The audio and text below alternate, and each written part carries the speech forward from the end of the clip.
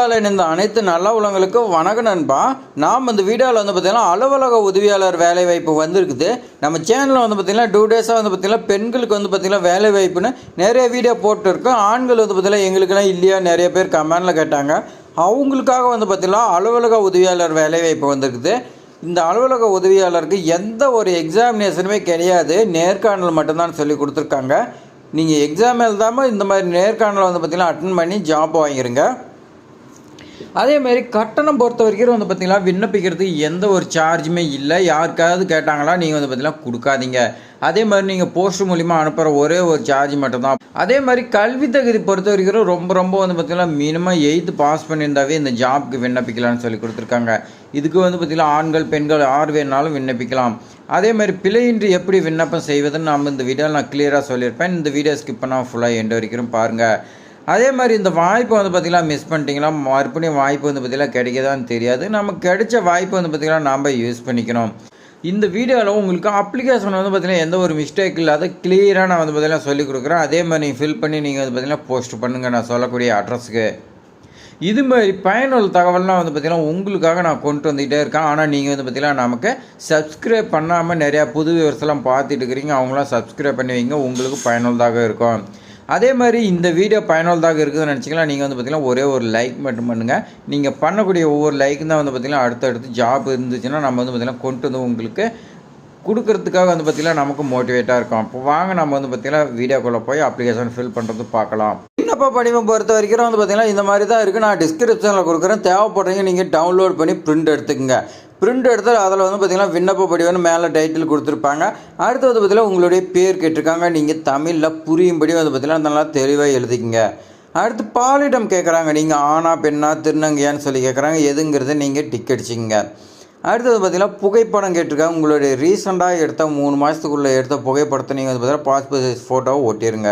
அடுத்து பார்த்திங்கன்னா உங்களுடைய ஃபாதர் நேமோ அல்லது வந்து பார்த்திங்கன்னா ஹஸ்பண்ட் நேமோ கேட்டிருக்காங்க. கணவர் நேம் வந்து பார்த்திங்கன்னா கல்யாணம் ஆனவங்க போட்டுருங்க, கல்யாணம் ஆகாதீங்க வந்து பார்த்திங்கன்னா அப்பா பேர் போடுங்க.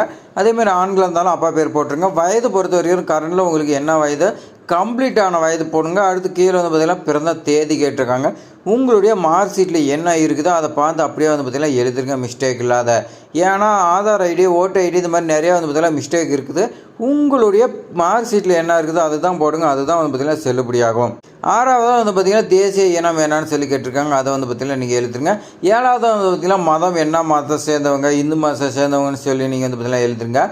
இனப்பிரிவு மற்றும் சாதி சான்றிதழ் வந்து பார்த்திங்கன்னா கேட்டிருக்காங்க. சாதி சான்றிதழ் வந்து பார்த்திங்கன்னா இந்த ஜாப்க்கு இணைக்கப்பட வேண்டும்னு சொல்லி கொடுத்துருக்காங்க. நீங்கள் என்ன சாதிங்கிறது வட்டாட்சியர்கிட்ட நீங்கள் சாதி சான்றிதழ் வாங்கியிருப்பீங்க ஸ்கூல் படிக்கும்போது. அது வந்து பார்த்திங்கன்னா கடைசி வரைக்கும் ஒரே ஒரு சர்டிஃபிகேட் தான். அதில் என்ன இருக்குதோ மிஸ்டேக் இல்லாத பார்த்து எழுதுருங்க. அடுத்து உங்களுடைய முகவரி பர்மனெண்ட் அட்ரஸ் வந்து பார்த்திங்கன்னா லெட்ரு போட்டால் உங்களுக்கு வந்து பார்த்திங்கன்னா வரக்கூடியதாக இருக்கிறத நீங்கள் வந்து பார்த்திங்கன்னா எழுதிருங்க. அடுத்து விண்ணப்பிக்கும் பதவியின் பெயர் வந்து பார்த்திங்கன்னா கேட்டிருக்காங்க. விண்ணப்பிக்கும் பதவியின் பேர் பொறுத்த வரைக்கும் வந்து பார்த்திங்கன்னா நோட்டிஃபிகேஷனில் கொடுத்துருக்காங்க. நான் வந்து பார்த்திங்கன்னா நோட்டிஃபிகேஷன் ஃபுல்லாக எக்ஸ்பிளைன் பண்ணுறேன். அதில் இருக்கிற போஸ்டிங் வந்து பார்த்திங்கன்னா எழுதிக்கலாம். அடுத்து கல்வி தகுதி கேட்டிருக்காங்க. நீங்கள் கரண்டில் வந்து பார்த்திங்கன்னா இந்த ஜாப்க்கு என்ன எஜுகேஷன் குவாலிஃபிகேஷன்னா 8th தான் வந்து பார்த்திங்கன்னா குவாலிஃபிகேஷன். நீங்கள் 8th படிச்சிருக்கிறீங்களான்னு கேட்குறாங்க. 8th போட்டுங்க. இல்லை நான் டிகிரி படிச்சிருந்தாலும் டிகிரி போட்டுருங்க. அடுத்து வந்து பார்த்திங்கன்னா வாகன ஓட்டுநர் உரிமம் மற்ற தகுதி ஏதாவது இருக்குதான்னு சொல்லி கேட்குறாங்க. உங்களுக்கு வந்து பார்த்திங்கன்னா டிரைவிங் தெரியுமா, டிரைவிங் லைசன்ஸ் இருக்குதான்னு கேட்டிருக்காங்க. இருந்தால் இருக்குதுன்னு சொல்லி வந்து பார்த்திங்கன்னா எழுதுங்க. அடுத்து விண்ணப்பதாரர் மீது முதல் தகவல் அறிக்கை எஃப்ஐஆரோ அல்லது குற்ற வழக்கு ஏதாவது நிலுவையில் இருக்குதான்னு சொல்லி கேட்குறாங்க. நீங்கள் வந்து பார்த்திங்கன்னா ஏதாவது மிஸ்டேக்காக இருக்கட்டும், ஏதாவது தப்பு பண்ணி நீங்கள் போலீஸில் மாட்டி உங்கள் மேலே ஏதாவது எஃப்ஐஆர் இருக்குதா, இல்லை வேறு ஏதாவது குற்ற வழக்கல் நீங்கள் வந்து பார்த்திங்கன்னா நிலுவையில் இருக்குதா, கோர்ட்டில் வந்து பார்த்திங்கன்னா கேஸ் நடந்துகிட்டு இருக்குதான்னு கேட்குறாங்க. கேஸ் நடந்தால் கேஸ் நடக்குதுன்னு சொல்லி எழுதி அதோட டீட்டெயில்ஸ் வந்து பார்த்திங்கன்னா கேஸ் நம்பர் எல்லாமே நீங்கள் எழுதணும். இல்லைன்னா நீங்கள் வந்து பார்த்திங்கன்னா எந்த ஒரு எம்எல்ஏ எஃப்ஐஆர் இல்லைன்னு சொல்லி எழுதுருங்க. அடுத்து வந்து பார்த்திங்கன்னா அலைபேசி எண் கேட்டிருக்காங்க. உங்களுடைய மொபைல் நம்பர் வந்து பார்த்திங்கன்னா எந்த ஒரு மிஸ்டேக் இல்லாத தெளிவாக எழுதுருங்க. நேர்காணலுக்கு வந்து பார்த்திங்கன்னா உங்களை இந்த மொபைல் மூலிமா வந்து பார்த்திங்கன்னா கூப்பிடலாம், இல்லை மின்னஞ்சல் முகவரி மூலிமா கேட்கலாம். அதனால் மெயில் ஐடி ரெண்டுமே வந்து பார்த்திங்கன்னா எழுதுருங்க. அடுத்து வந்து பார்த்திங்கன்னா வாட்ஸ்அப் நம்பர் வந்து பார்த்திங்கன்னா கேட்குறாங்க. உங்களுக்கு இந்த இன்றைக்கான நேர்காணல் வாட்ஸ்அப்பில் கூட சென்ட் பண்ணலாம். அதனால் வாட்ஸ்அப் நம்பர் கூட கேட்டிருக்காங்க. அதை வந்து பார்த்திங்கன்னா நீங்கள் எழுதி அடிக்கடி செக் பண்ணிங்க. அடுத்து வந்து பார்த்திங்கன்னா நான் உங்களுடைய பேர் எழுதிட்டு அதே மாதிரி உங்கள் தகப்பனாரா இல்லை கணவரா என்னங்கிறது நீங்கள் வந்து பார்த்திங்கன்னா போட்டு ஆகிய என்னால் மேலே சொல்லப்பட்ட அனைத்து தகவலும் உண்மை என உறுதியளிக்கிறேன்னு சொல்லி நீங்கள் வந்து பார்த்திங்கன்னா கீழே கையெழுத்து போட்டுருங்க. 4 இடம் கேட்டிருக்காங்க பாருங்கள். அந்த இடத்துல என்னைக்கு விண்ணப்பிக்கிறீங்களோ அந்த தேதி போட்டு இடம் போட்டுருங்க. அடுத்து விண்ணப்பத்தோட வந்து பார்த்திங்கன்னா கல்வி தகுதி வைக்கணும்னு சொல்லி கொடுத்துருக்காங்க. வயது அதேமாதிரி முகவரி மற்றும் சாதி சான்றிதழ் ஆகிய ஆவணங்கள் நகல் வந்து பார்த்திங்கன்னா வைக்கணும்னு சொல்லி கொடுத்துருக்காங்க. செல்ஃப் அட்டஸ்டட் நீங்கள் எல்லா சர்டிஃபிகேட்லையும் செல்ஃபாக உங்களுடைய கையெழுத்து போட்டு நீங்கள் வந்து பார்த்திங்கன்னா வைக்கணும்னு சொல்லி கொடுத்துருக்காங்க. விண்ணப்பங்கள் பதிவு தபால் மூலம் மட்டுமே அனுப்ப வேணும்னு சொல்லி கொடுத்துருக்காங்க. நீங்கள் நேரடியாக கொண்டு போய் கொடுக்க முடியாது. போஸ்ட் ஆஃபீஸ் மூலியமாக தான் வந்து பார்த்திங்கன்னா அனுப்புன்னு சொல்லி கொடுத்துருக்காங்க. இப்போ வாங்க நாம் வந்து பார்த்திங்கன்னா நோட்டிஃபிகேஷன் பார்க்கலாம். நோட்டிஃபிகேஷன் பொறுத்த வரைக்கும் இந்த மாதிரி தான் இருக்குது. அதில் வந்து பார்த்திங்கன்னா மாவட்ட நுகர்வோர் குறை தீர்க்க ஆணையம் வந்து பார்த்திங்கன்னா எலம்பலூர் ரோடு பெரம்பலூர் வந்து பார்த்தீங்கன்னா 621212 வந்து பார்த்தீங்கன்னா இந்த பின்கோடில் கேட்டிருக்காங்க. வேலை வாய்ப்பு அறிவிப்பு இதுக்கு வந்து பார்த்தீங்கன்னா நிபந்தனை எல்லாமே வந்து பார்த்தீங்கன்னா கொடுத்துருக்காங்க. லைன் பை லைனாக நான் வந்து பார்த்தீங்கன்னா சொல்லிடுறேன். ஃபஸ்ட்டு வந்து பார்த்தீங்கன்னா பதவியின் பெயர் பொறுத்த வரைக்கும் அலுவலக உதவியாளர் அப்ளிகேஷன் ஃபார்மில் கேட்டிருப்பாங்க. அது வந்து பார்த்தீங்கன்னா அலுவலக உதவியாளர் நீங்கள் எழுதுருங்க. அடுத்து தகுதி பொறுத்த வரைக்கும் 8ஆம் வகுப்பு தேர்ச்சி பண்ணியிருக்குன்னு சொல்லி கொடுத்துருக்காங்க. அதனால் நீங்கள் 8ஆம் வகுப்பில் பாஸ் பண்ணியிருந்தீங்களா இந்த ஜாப்க்கு எலிஜிபிளாக நீங்கள் டிகிரி படிச்சிருந்தாலும் அப்ளை பண்ணுங்கள். இடஒதுக்கீடு பொறுத்த வரைக்கும் பொது பிரிவினர் ஓசின்னு சொல்லுவாங்க. அதில் வந்து பார்த்திங்கன்னா கேட்டிருக்காங்க. கொரோனா தொற்றினாலோ இதர காரணங்களால் பெற்றோர் இருவரையும் இழந்த இனர்கள் மகள் அரசாணை வந்து பார்த்திங்கன்னா கொடுத்துருக்காங்க. அதன்படி வந்து பார்த்திங்கன்னா இருந்துச்சுன்னா உங்களுக்கு முன்னுரிமை அளிக்கப்படும் சொல்லி கொடுத்துருக்காங்க. இந்த ஜாபோட மொத்த வேகன்சி வந்து பார்த்திங்கன்னா ஒரே ஒரு வேகன்சி தான் சொல்லி கொடுத்துருக்காங்க. 1/7/2025 படி நீங்கள் வந்து பார்த்திங்கன்னா 18 வயசு வந்து பார்த்திங்கன்னா முடிஞ்சிருக்கணும். அதே மாதிரி 32 வயசுக்கு உள்ளே இருக்குன்னு சொல்லி கொடுத்துருக்காங்க. அதிகபட்ச வயது வரம்பு தலைவர் வந்து பார்த்திங்கன்னா அரசு பணியாளர் சட்டப்படி 2016 சட்டப்படி வந்து பார்த்திங்கன்னா இருக்குன்னு சொல்லி கொடுத்துருக்காங்க.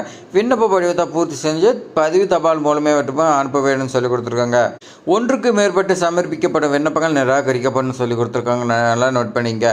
உங்களுடைய பாஸ்போர்ட் சைஸ் ஃபோட்டோ வந்து பார்த்திங்கன்னா விண்ணப்பத்தில் நீங்கள் ஒட்டிருக்குன்னு சொல்லி கொடுத்துருக்காங்க. புகைப்படத்திற்கு மேல்புறம் வந்து பார்த்தீங்கன்னா சுய சான்றப்பம் பாஸ்போர்ட் சைஸ் ஃபோட்டோ ஒட்டி அது மேலே கிராஸாக வந்து பார்த்தீங்கன்னா உங்களுடைய சைன் நீங்கள் போடணும்.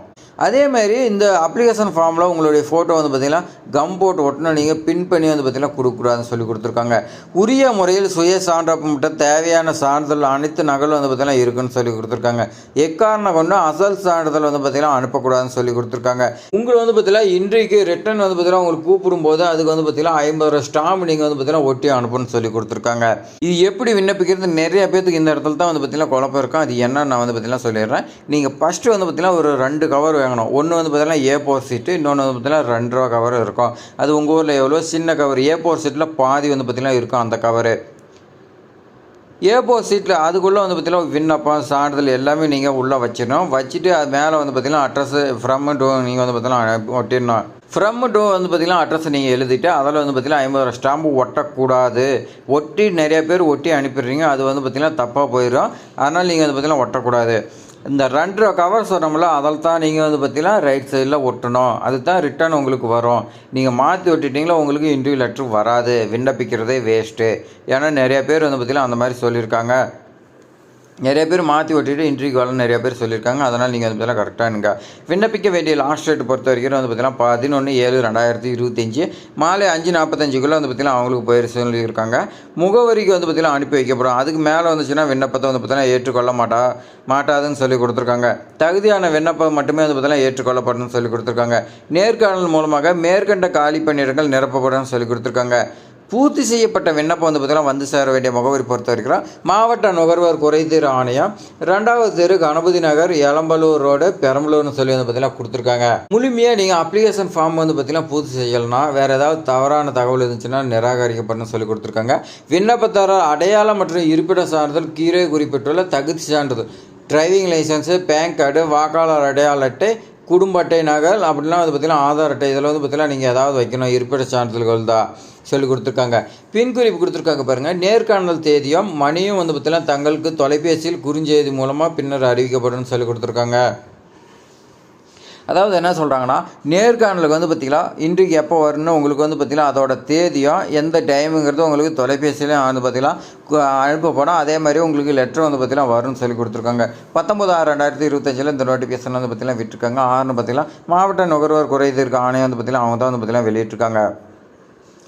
இது மாதிரி பயனுள்ள தகவலாம் வந்து பார்த்திங்கன்னா நம்ம சேனலில் வந்து பார்த்திங்கன்னா தொடர்ந்து வந்துகிட்டே இருக்குது. நீங்கள் மிஸ் பண்ணக்கூடாதுன்னா சப்ஸ்கிரைப் பண்ணி வைங்க. அலுவலக உதவியால் நிறைய ஜாப் வந்துட்டு இருக்குது. ஒன்றரை நாள் நீங்கள் ஒன்றில் வந்து பார்த்திங்கன்னா கண்டிப்பாக வந்து பார்த்திங்கன்னா ஜாயின் பண்ணுவீங்க. இந்த வீடியோ பயனுள்ளதாக இருக்குதுன்னு நினைக்கிறேன். இந்த வீடியோ பொறுத்த வரைக்கும் உங்களுக்கு பயனுள்ளதாக இருக்குதுன்னு நினைக்கிறேன். அதனால் வந்து பார்த்திங்கன்னா நம்ம சேனலில் வந்து பார்த்திங்கன்னா சப்ஸ்கிரைப் பண்ணாதீங்க, சப்ஸ்கிரைப் பண்ணுங்கள்.